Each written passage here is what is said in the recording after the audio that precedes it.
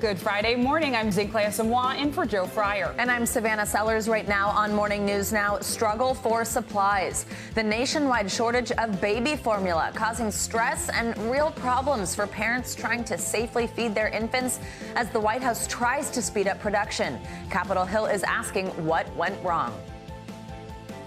Why did the FDA not spring into action? It is an emergency and it's been for way too long. So I can tell my constituents that within a matter of days, they'll be able to find formula on the shelves. The FDA's timeline for getting the supply chain back to normal. Plus, how one restaurant owner is using his connections to help parents right now. In the red this morning, there are concerns the U.S. is heading into a recession with all three markets dropping from their record high. What could happen by the closing bell today and the impact it could have on your wallet? Emerging issue, the CDC sounding the alarm on a global outbreak of monkeypox, with one case now confirmed in the U.S. and more suspected. How concerned should you be and what should you watch out for? A doctor will tell us what we need to know. Plus, Journey Through Time, a new exhibit is taking people through the history of Black Americans, how these works of art are telling a story and inspiring the next generation. That's a very cool tour of the museum that we'll bring you later this hour.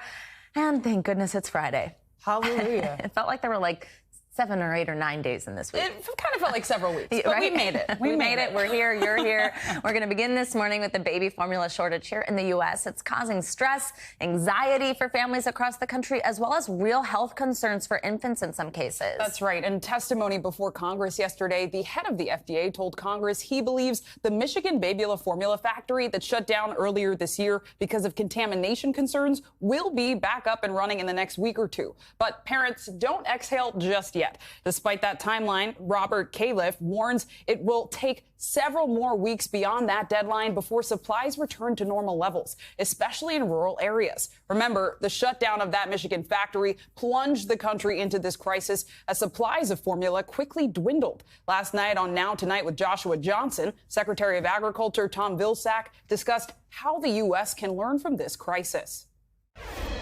I think the key here is for us to take a look at ways in which we can have a more resilient system, the ability to provide greater flexibility so that when and if there is disruption, other suppliers can move in more quickly, that we can take steps as we are currently taking to import formula that is as safe as what is being produced here in the United States. Now, many families across the country are scrambling to find alternative ways to get the formula needed for their babies. NBC News business and technology correspondent Jolene Kent spoke with a mother of triplets, sharing her concerns, and has this story. Sydney Galvin has been on a desperate hunt for formula to feed her triplets. These are babies, you know, like they shouldn't have to go through this. Galvin depends on the Women, Infants and Children Nutrition Program, or WIC, for formula. She was supposed to be able to get 9 cans for each baby per month with the benefit, but because of the shortage, she can't find it. She's been forced to pay hundreds of dollars out of pocket for other formula not covered by WIC. Switching what you're feeding is not easy. How are the babies doing? They weren't tolerating it very well at first. Actually, they had a lot of reflux and they were puking a lot of what they were eating up. To fill the gaps, she's driven nearly an hour to Mother's Milk Bank, the largest breast milk donor bank in the country. What has demand been like for the families who can't get formula? They've been calling on a steady basis. These formula-fed infants and their families who can't find formula, that increased percentage is 300%. Those families are in crisis. The lab is working overtime, first screening their donors. Then their milk is pooled, pasteurized, and tested to make sure there's 0 bacteria before being distributed to babies in need. Texas has been hit particularly hard. Formula out-of-stock rates are at 50% here. Abbott Nutrition, whose voluntary recall and plant closure exacerbated the shortage, was the primary infant formula provider for 85% of WIC infants in the Southwest region. Even though the USDA has authorized states to allow recipients to purchase alternative formulas, more than half of the states do not tell parents what the substitute formulas are on their website. Sydney just hopes a solution is on the way. How long does one pack of breast milk last for triplets? It only lasts about 5 days, to be honest. It's something, so I'm just grateful for it. Jolene Kent, NBC News, Austin. Oh, look at those beautiful little triplets. We now want to introduce you to someone who's doing what he can to go above and beyond to help families. Benji Arslanovsky is the owner of Our Place restaurant in the Dallas area. Of course, you just heard how Texas is being hit hard, and that means he's got access to the commercial food supply chain. He's actually giving formula away. Benji, good morning. Thank you so much for being with us. We're excited to hear about what you're doing. So tell us about how you came up with this idea, and more importantly, how you are able to get your hands on this formula, especially in the state of Texas. So my wife and I, we have 3 boys, and we're watching the news, and we see the outcry for more formula. And I work for U.S. Food Service. I know they stock that product. So I went online, saw that they had a bunch of cases in stock, so I decided to purchase it. Once I purchased it, I thought, well, I'll just sell it at cost. And the first mom that came in was just so happy to get it, so there was no way I could charge her. So I decided just to buy what I can and donate it, because everyone's so good to me in my restaurant during COVID. I mean, that's just so incredible that you made that decision. Tell me about deciding, I'm just going to give it away. I mean, you were paying for them, and you intended, I know, just to sell them for what you purchased it for. It's not like you were trying to make a profit on it, but tell me about deciding to give it away for free, that interaction with the first woman who did receive that formula. It was last minute. It was just something that just came from the heart. It just, I just felt like moms and dads shouldn't have to worry about feeding their babies. So if I can just help them a little bit with this burden, it's a blessing. And what has the response been like wider from the community, from parents who've been desperate to feed their babies, who've been looking for formula? What's it like? What's your interaction been like when you are able to provide them with that? The parents been so happy that they can get a can or 2 just to hold them over until stock gets back up. People drove an hour away to get formula. Grandfathers are coming in, picking it up for their grandkids that have kids. It's just amazing. Oh, so amazing. How has it been? I mean, we just heard from our colleague Jolene Kent there in her report that it's very hard in the state, 50% out of stock rates. Have you seen that? Have you seen a lot of people needing help? Oh, yeah, it's everywhere we go. I have friends on social media looking for it. It's just everywhere you turn, there's no formula, and it's just amazing that we don't have any. It's just mind-boggling. Absolutely. Benji, I know you said that you were inspired to give back to the community partially because of how they supported you during COVID. You just mentioned that. What was that support like? What is your community like? Tell me about it. Our community was great. The city, they would come get meals. Business owners would drop off cash and say, do what you want with it. Give it to your staff. Do whatever you need. Just get through this. And it was an everyday occurrence for us in the city of Mansfield. Such a good lesson. When you give to people, they give back just like you're doing right now. Benji, thank you so much. So incredible what you're doing. You're welcome. Thank you for having me on.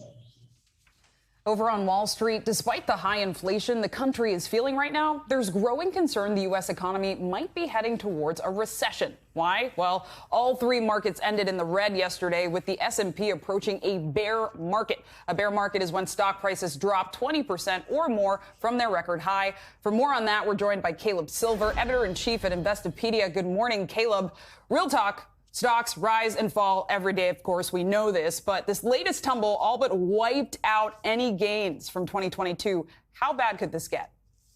It could get worse. I mean, we're in for a pretty bad tumble in the stock market because the conditions that were there that made the stock market be so powerful over the past few years, those are gone right now. We're facing high inflation, we're facing rising interest rates, and we have geopolitical uncertainty. Now, we had COVID over the last couple of years, but we didn't have rising interest rates then. We had very low inflation. All those conditions are reversed. That's why you're seeing so much pressure on the stock market. And investors don't have a lot of clarity towards the future. When we can't see the future, that uncertainty, that's like kryptonite for investors. They don't want any part of risky assets like stocks, like cryptocurrency. That's why the big sell-off has been happening lately. And I think the big question everyone has, I know I have, is why? What's driving this downturn, and is there an end in sight?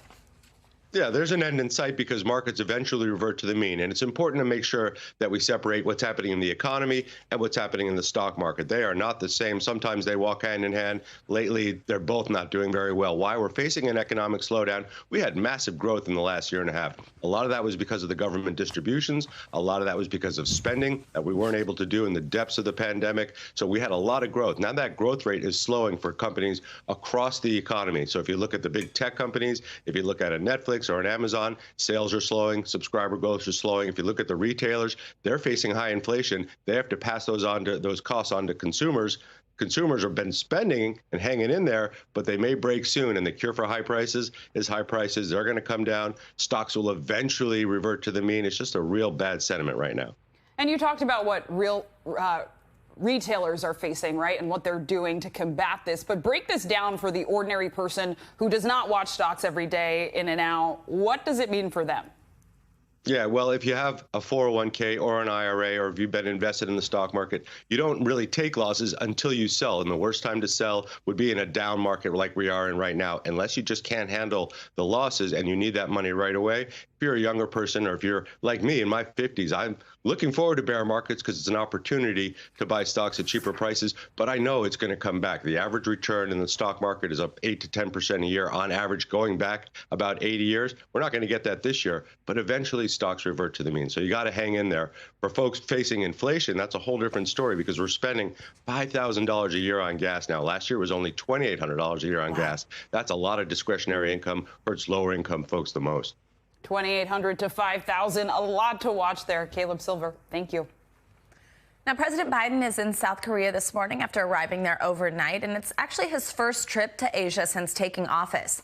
After months focused on the war in Ukraine, the president will try and reassure leaders that his administration is working to counter aggression in both Europe and Asia.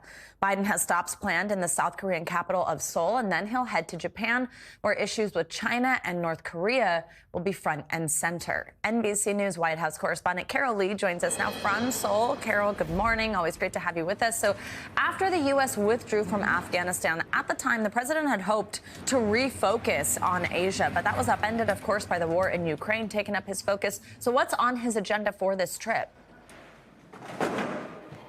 Well, Savannah, the president's first stop after arriving in South Korea was to tour this Samsung plant here with South Korean President Yoon. And this plant is basically there's a plant that's going to be built in Texas that will be modeled after this plant. And so the president was really trying to emphasize investment in the U.S. and also just how they're moving to building more things in the U.S., boosting manufacturing jobs.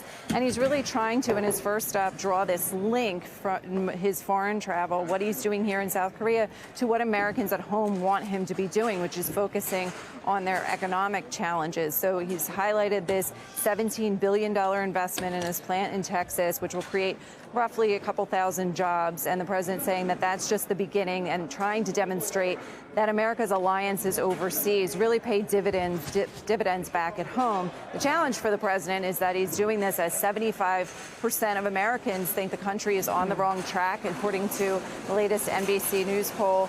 And this plant in Texas, for instance, isn't going to open until the second half of 2024. So that's not really going to address people's concerns and what they're struggling with in terms of inflation at this time. Absolutely. And now, Carol, before the invasion of Ukraine, there was concern that China could use force to gain control of Taiwan. How is President Biden looking to confront that concern, and what's the latest on that front?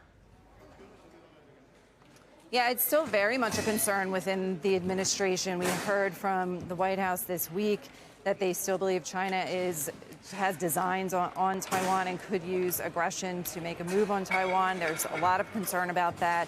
And what they're saying is that that would be unwise. And one of the hopes that you raised this with Ukraine, one of the hopes of administration officials is that China will be paying very close attention to the unity among the West and the U.S. and its allies in pushing back against Russia, and that it will take note and believe that that is something that could also take place among the U.S. and its allies in the Indo-Pacific region. And that's part of what President Biden is trying to do with this trip.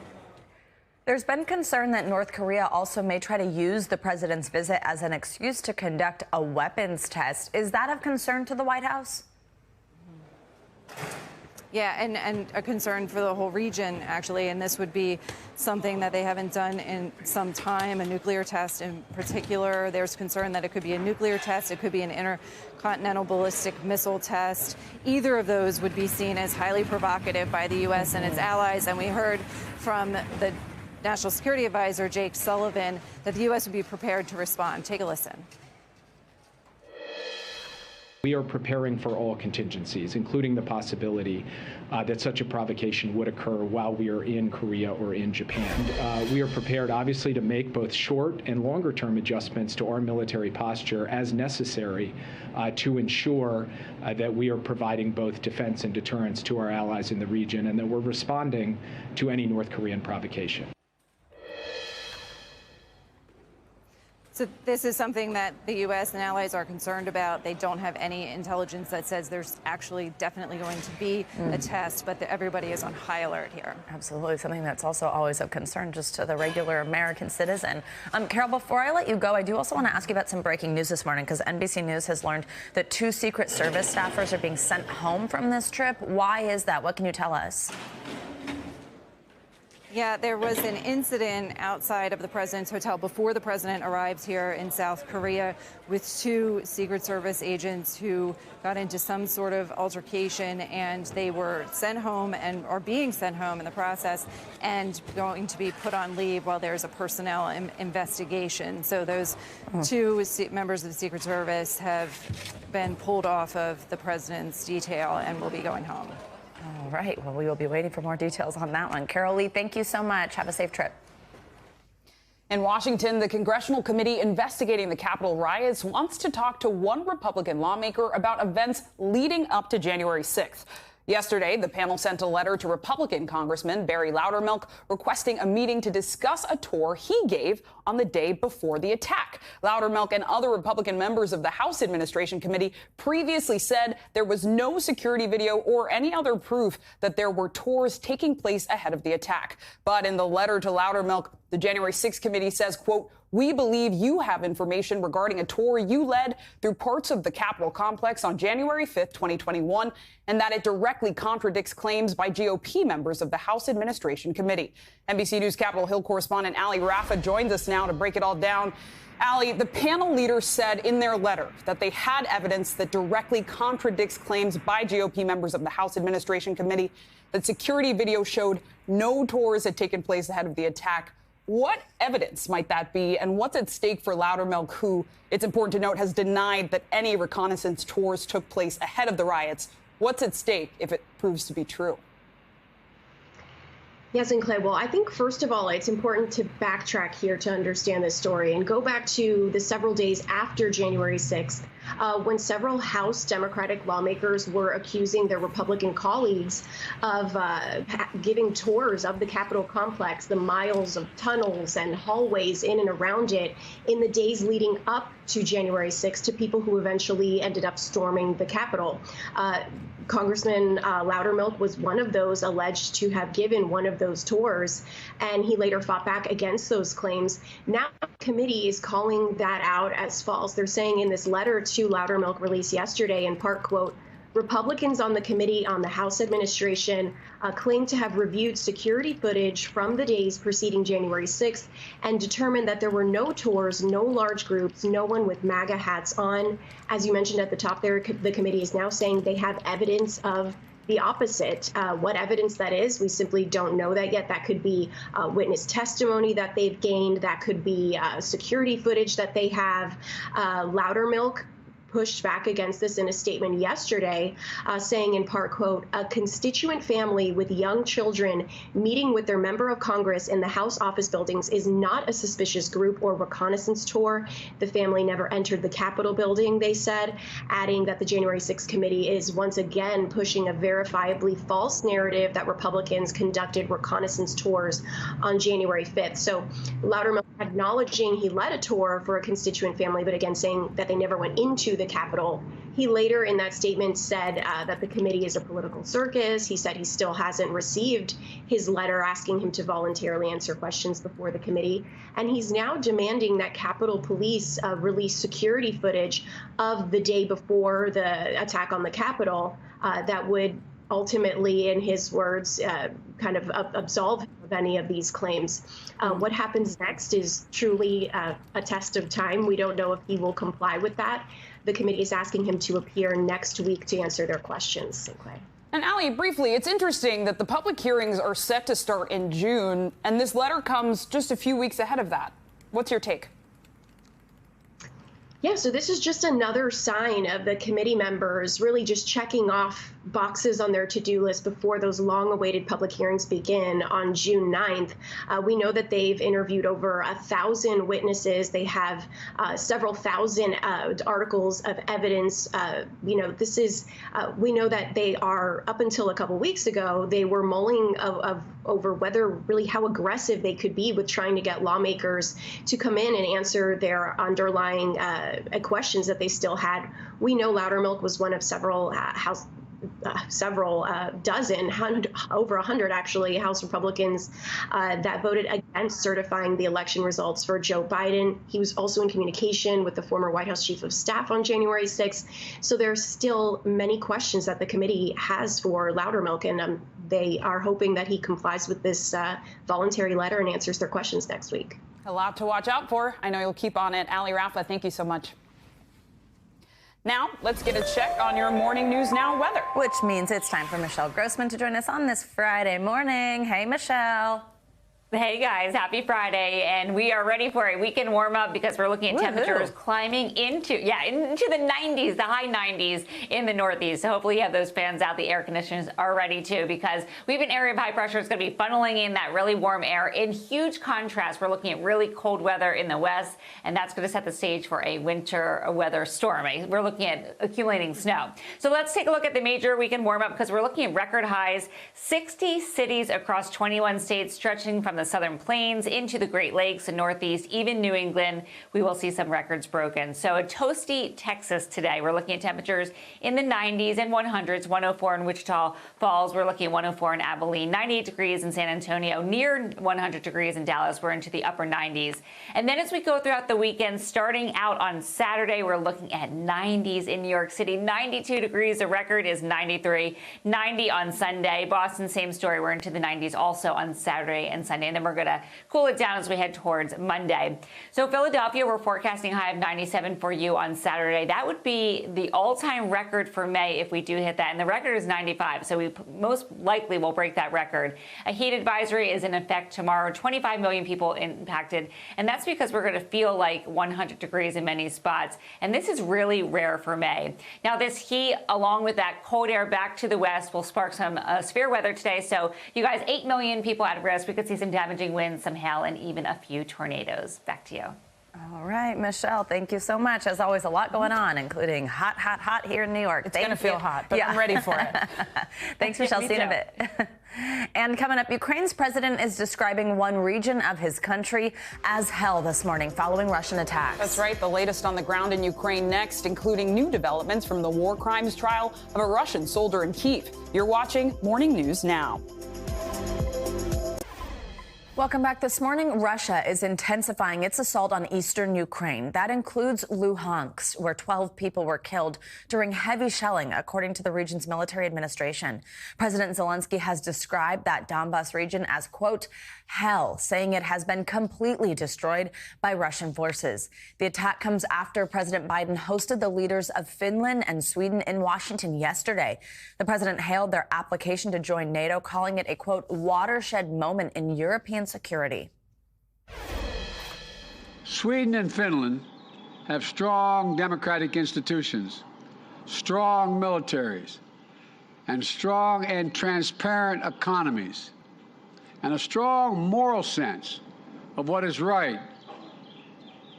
They meet every NATO requirement, and then some. And having 2 new NATO members in the high north will enhance the security of our alliance and deepen our security cooperation across the board. NBC News foreign correspondent Matt Bradley joins us now from Kyiv. Matt, good to see you. So, I mean, just really a pretty stark, frankly, heartbreaking, concerning assessment by President Zelensky on the situation in the Donbas region. And it does look like Luhansk is bearing the brunt of this Russian shelling. What can you tell us about this latest attack and what's unfolding in the wider region? Because there had been better news earlier this week about Ukrainian troops pushing Russian troops back to the border near Kharkiv. So what's happening now? Yeah, I mean, we're still seeing shelling, and the fact of the matter is Donbass has been a terrible disaster, and you could argue ever since 2014, the last time that the Russians invaded this country. And remember, it's not just in Luhansk, it's also in Donetsk, in the south of the country. That's where we find the city of Mariupol, which, of course, has been under bombardment for months now. And we're seeing now Ukrainian troops who have surrendered, as many as 2,000 of them, who are now very much in Russian custody. Dozens of them are very, very seriously injured.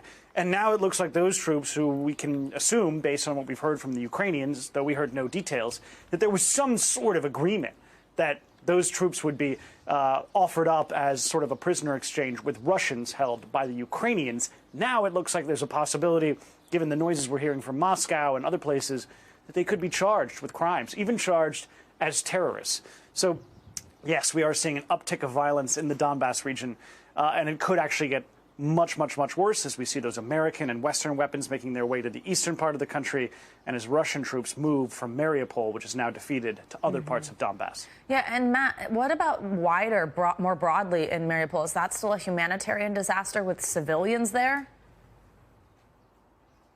That's right. There were dozens of civilians that were found amongst those who just came out. So it looks as though there were civilians who were still held up in there. You know, that group who was underground, underneath the Azovstal steelworks, we spoke with some of them over the past couple of weeks. They were the die-hard remnants of a unit, the Azov Battalion or Azov Brigade, who were determined to fight until the death. So it's possible that there are still some civilians who are even left underneath there because they were so reluctant to go out. And even though the Ukrainians aren't using the word surrender, we know that that's exactly what happened, because these people, of course, are now in Russian custody and in Russian-held territory. Guys? Matt, now I also do want to ask you about some developments in the war crimes trial. We've been talking about this one, the only one so far, a Russian soldier who pleaded guilty to killing an unarmed man. We also know now that in this trial, he got a chance to speak directly to the man's widow in court. Tell us about that. Yeah, he spoke directly to her in an extraordinary exchange. I mean, this whole case is extraordinary because one of the most interesting parts of it is that he's being tried as a civilian. I mean, essentially, he's being tried, of course, as a combatant, as a foreign combatant, protected by the Geneva Conventions. But he's being tried in a criminal court. He's being accused of murder like a civilian. So that's extraordinary that he's not facing a military justice system, which they have here in Ukraine. But in this exchange that really was remarkable, he did actually apologize to the widow of the 62-year-old man that he shot dead. He says under orders from a senior officer in his unit. And he said that he understands that she'll never forgive him. And we also heard from her. She talked and questioned him directly about what he thought he was doing in Ukraine. It was really, again, I'm using this word extraordinary, it really was an extraordinary exchange. Absolutely, and I think really sort of symbolic of a lot of what's going on here with Russian troops coming into Ukraine. Matt Bradley, thank you so much as always. Stay safe. Let's now bring in Jim Townsend. He's a former Deputy Assistant Defense Secretary for Europe and NATO under President Obama. Jim, yesterday we saw a huge show of support by President Biden for those NATO applications by Sweden and Finland. Most members of the alliance appear to be supportive, except for Turkey, which has expressed opposition. The leaders of those Nordic countries touched on that yesterday. Let's take a listen. Finland has always had broad and good bilateral relations to Turkey. As NATO allies, we will commit to Turkey's security just as Turkey will commit to our security. We look forward to a swift ratification process by NATO members, and we are right now having a dialogue with all NATO member countries, including Turkey, on different levels to sort out any issues at hand. So as we just heard, a lot of support, but could Turkey's objection delay or even threaten Finland and Sweden's NATO bid? And if they are approved, are you worried this could escalate tensions with Russia, which sees NATO expansion as a threat? Well, we've seen Turkey act this way in the past. When the Danish put up the Secretary General Rasmussen a few years ago to be the Secretary General of NATO. The Turks had problems with that as well because Denmark had done the cartoons with Mohammed, and there was some bad blood there. And the Turks said, no Rasmussen for the Secretary General, until they cut a deal behind closed doors, and eventually the Turks relented. So we've seen this in the past. The Turks are using their leverage to try to get some concessions that are important to them. And I think yesterday we saw the Swedish and Finnish heads of state and government did a great job saying out loud that they're going to be against the PKK, against terrorism, working with Turkey. So they were saying the kinds of things that Erdogan wants to hear.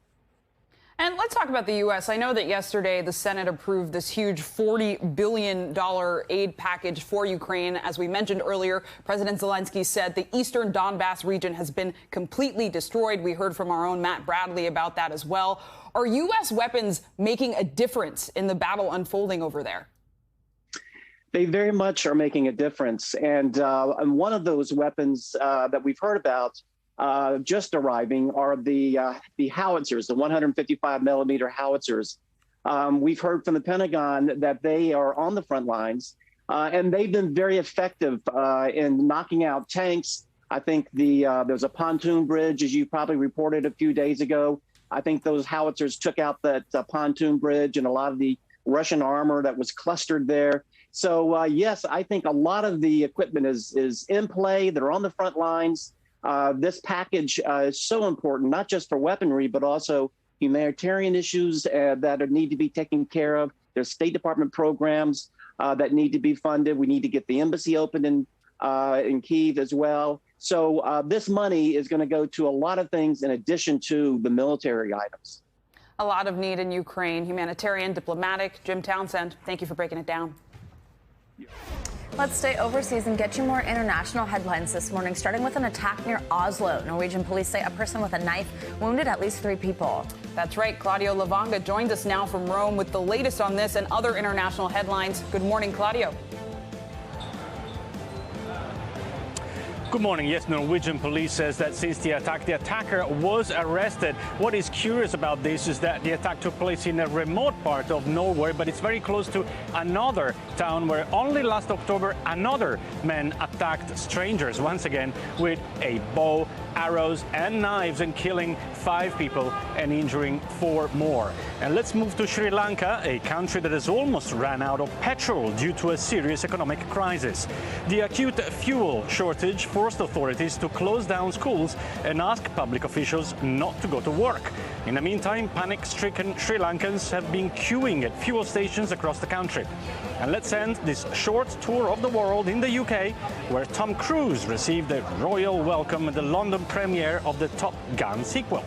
Cruise was joined on the red carpet by the Duchess of Cambridge and Prince William, who used to work as a search and rescue helicopter pilot. Not quite a Top Gun, but definitely a top fan of Tom Cruise, of course. Love a good rhyme. Yeah, Top Gun, absolutely. Top Fan. And Kate, man, she looked at that. I love her. Claudio, All right. thank you so much. Thank you. And coming up, a new health alert this morning over a second possible case of monkeypox in the U.S. We've got the latest on the investigation into this rare disease spreading worldwide and the concerns doctors have about this outbreak next. We're back now with an update on the debate on abortion rights. Oklahoma lawmakers passed a bill Thursday that would prohibit nearly all abortions in that state. It's considered the country's most restrictive abortion ban. The measure would prohibit abortions after fertilization. It includes a few exceptions to allow abortions to save the life of a pregnant woman or if a pregnancy is the result of rape or incest that has been reported to law enforcement. The bill passed the state house by a vote of 73 to 16. It will likely reach Governor Kevin Stitt's desk early next week, and he is expected to sign the measure. This morning, health officials are investigating a possible case of monkeypox here in New York City. It would potentially be the second known case in the U.S. after a man in Massachusetts was confirmed to have the virus earlier this week. As the rare illness also spreads in Europe, health experts are sounding the alarm, unsure of just how it's spreading. there's a rare disease infecting people around the globe, and it's not coronavirus, it's monkeypox. Honestly, I feel like at this point, it's not even a surprise anymore. I'm just waiting for the apocalypse to happen, pretty much. It's not the apocalypse, but on Wednesday, officials confirmed a first U.S. case of the virus this year in a male patient in Massachusetts. The patient was placed in an airborne infection isolation room in our special pathogens unit. Now, a second potential case being investigated in New York City. According to the CDC, monkeypox was discovered in monkeys in 1958. More than a decade later, it spread to humans. The first case was found in the Democratic Republic of Congo in 1970, and then more in remote parts of Central and West Africa. By 2003, the first monkeypox case hit the U.S. A bizarre new viral outbreak right here in this country. Since then, experts say widespread smallpox vaccination likely curbed monkeypox infections worldwide. But it's back. As of Thursday, countries including the United Kingdom, Portugal, Sweden, Spain, France, and Italy have newly confirmed cases. The World Health Organization now deploying an incident response team in the UK with at least 8 cases there. The U.S. case is a man who recently traveled to Canada. He's hospitalized and in stable condition. The current patient is of no public health risk right now, and people should just be aware of symptoms, but not be afraid in any way. Symptoms include fever, fatigue, fluid-filled bumps, and lymph node swelling, with specific communities at risk. The risk factor here has been men having sex with men. The CDC says, regardless of sexual orientation, monkeypox can spread through contaminated items, fluids or sores, or air droplets of an infected person, though the virus does not spread easily. At this time, we don't want people to worry. At this point, again, these numbers are still small. We want them to be aware of these symptoms, and if they have any concerns, to reach out to their doctor. Still, officials warn that they see no clear links between the Western monkeypox infections and countries where monkeypox usually occurs. What we have seen in the United Kingdom, in Spain, and in Europe has been novel, and that gives us cause for concern. And back here in New York, the city's Department of Health and Mental Hygiene says the patient with this possible monkeypox case is being treated at an area hospital. But again, it is rare. Experts at Johns Hopkins say most clinicians in the U.S. will never actually see a case in their whole career, Savannah, but still something to watch out for. Sure is, and something to talk to Dr. Kavita Patel about. Dr. Patel, you ready for my calls about monkeypox? I'm always calling her whenever I have an issue or a concern or J&J shot, etc. But doctor, I mean, look, as Clay just said, it's very rare. But I mean, obviously, you see that report, you hear the symptoms. It's concerning. We've just been through this pandemic where something spread very quickly. So tell us, how worried should we be, and how widely do you think it could spread, and what can we do to protect against it, or just pay attention to symptoms? Yeah, I think, Savannah, start there with paying attention. I don't think that we have reason to have widespread worry, and it's because I just want to reinforce a couple of points very briefly. This is not that easy to transmit, unlike some of the other viruses we've had experience with lately. But it's also something that I do believe will see a little bit of low-level spread in the community. Does that mean that it'll be something that the three of us have to worry about on a day-to-day basis? No. But I think to the point that we have to look for these symptoms, I will say, just to be perfectly honest, this kind of geographic spread, you know, Australia has a case now suspected. We're just seeing so much of it across the world that it would indicate that we will see more cases. That should not alarm people. And then I'll reinforce something that does give some of us some good news. The smallpox vaccine does have cross-reactivity. This is related to smallpox, and it can protect it. So let's talk COVID boosters for kids. Thank you, Savannah. Ages 5 to 11. How will this help control the spread of COVID, especially looking ahead to the next school year? Talk to us about it. Yeah, so the key piece with the boosters has been that after the third dose, there was an incredible, as high as 36-fold rise in the antibody levels. And on top of that, no serious adverse effects were seen after that third dose. I know that's something that every parent is concerned about. So we know that those high levels of antibodies can be incredibly protective, especially while we're in a surge. I think a lot of parents have to have a conversation about exact timing. I'm getting my own children boosted now that they are eligible 5 months from the second dose. But I do think that it's reasonable if you need to wait several weeks. Certainly if you've had a recent COVID infection, you might want to wait several weeks until you have one of those overnight away camps or some large trip, because we know that the kind of largest period of protection is in those weeks after vaccination. And Doctor, I also want to ask about a new study, also in the vein of the COVID vaccine. It shows that after being infected, that if you get the shot after that, you could reduce the risk of long COVID. So walk us through why that is. Is there a risk that this information could cause people to maybe delay getting the vaccine, think, oh, if I get it, then I can get the shot, and then it would, prevent long COVID? What exactly does that mean? Yeah, so unfortunately, we don't know enough of what it means. Basically, it was an observational study. So they just basically looked at people who had, as you mentioned, Savannah, COVID infection, and then had one dose and then a second dose. Each dose helped to lower the chances of seeing symptoms after a 12-week period. That is helpful news. And all that tells me is that natural infection plus vaccination can be the best protection for long COVID. But that sequence should not be interpreted as waiting. That is absolutely not the takeaway message. All right, Dr. Kavita Patel, thanks for walking us through that one, as well as monkeypox, something hopefully we don't have a lot more questions about, because hopefully it just kind of settles. But if so, I'll be calling you about the smallpox vaccine. Thanks. Always good to see you. Thank you. And now let's talk politics. Votes are still being counted in the tight Senate primary race in Pennsylvania. Yeah, Dr. Oz and David McCormick are in a dead heat for the GOP nomination. Coming up, where the votes stand right now and the potential recount battle brewing after the break.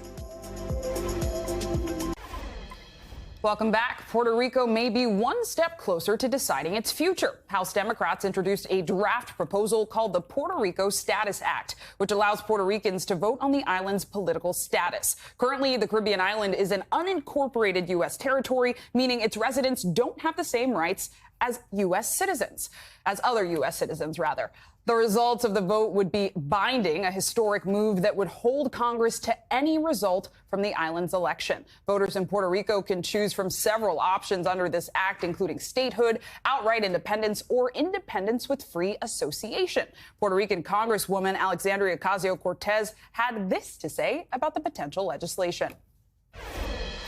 This is not a place of political agreement on what the outcome should be, but it is a political agreement on process. That we should honor a decolonization process whereby the people of Puerto Rico can elect to choose their status. And it is the first time that we have seen a plebiscite that is binding to the United States. Several referendums have been held on the island, none of which were binding. It's unclear if this act has support from the Senate, but GOP members have rejected the idea of Puerto Rico becoming a state in the past.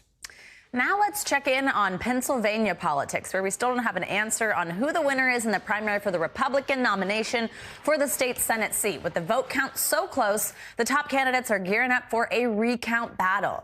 This is the one with celebrity Dr. Oz. He leads Wall Street CEO David McCormick by, get this, just about 1,000 votes out of 1.3 million votes cast in this GOP primary. And as absentee ballots trickle in, that narrow gap is expected to shrink. Again, only about 1,000. NBC News correspondent Dasha Burns, of course, is the one joining us from a ballot counting facility in Philadelphia. If we're checking in on Pennsylvania politics, we're also checking in on Dasha Burns. Now, all the polling suggested this would be a nail biter. That's obviously turned out to be the case. But I mean, tell us, what is the latest? This margin is so thin. Yeah, the latest is I'm still here. We still don't know. You live there now. And it is still extremely, I live here now. And it's still extremely tight. We are still waiting for those mail-in ballots to be counted. We're also waiting on some provisional ballots here in Philadelphia. They say they have probably at least a few thousand of those. Those are actually the ones that are going to take probably even longer than the mail-in, Savannah, because provisional ballots are ballots that are cast by voters who maybe went to the wrong polling location or decided last minute that instead of using their mail-in ballot, they're going to vote in person instead, which means they're given a provisional ballot, and then election workers have to actually look up that voter, see if they may have voted anywhere else, make sure that that ballot is a ballot that they're going to use. So that is a really tedious and time-consuming process. So we might be waiting on those for a while. And as you mentioned there, that gap is probably expected to narrow even more. The McCormick campaign has emphasized that he's doing better with mail-in ballots, but a lot is still up in the air here, Savannah. And I mean, it looks, as you just explained, a long process, an expensive process, certainly for a recount. How are the campaigns preparing behind the scenes? I mean, you mentioned McCormick's campaign saying, you know, we're doing well with mail-in ballots, but sometimes this is where you see someone prematurely claim victory. We haven't seen anything like that. So tell us, what are they doing to prepare for a recount? What's that gearing up like? Yeah, no one declaring a premature victory, though the former president has encouraged Dr. Oz to do so. Let's talk really quickly about the recount. This has happened in Pennsylvania in the past, but this will probably be the most high-profile recount. The last time they had a recount was back in 2021, and election officials say it cost taxpayers $1.3 million. Now, in the case of a recount, the candidate that is behind could choose to decline a recount, save taxpayers some dollars, but with how heated this campaign is, how close this gap is, I don't see that happening. So we are probably going to be sticking around. I'm going to be renting a condo somewhere here in Pennsylvania. Both campaigns have been